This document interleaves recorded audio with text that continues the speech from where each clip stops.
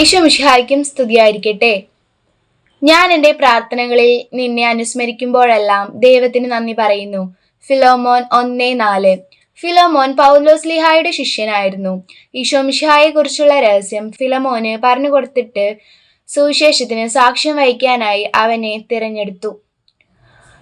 അതിനുശേഷം മുതൽ സുവിശേഷത്തിന്റെ രഹസ്യത്തോട് അവന് ചേർന്ന് നിൽക്കുവാൻ തുടങ്ങി.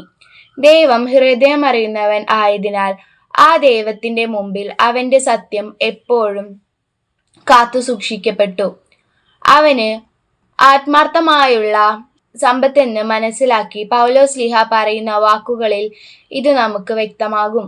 നമ്മുടെ ജീവിതത്തിൽ നൽകപ്പെട്ട സുവിശേഷത്തോട് നാം എത്ര കണ്ട് ആത്മാർത്ഥതയോടെ ഈശോയോടും സഭയോടും പരിശുദ്ധാത്മാവിനോടും അനുസരണ ചെയ്യുവാൻ എന്ന് നമുക്ക് പരിശോധിക്കാം.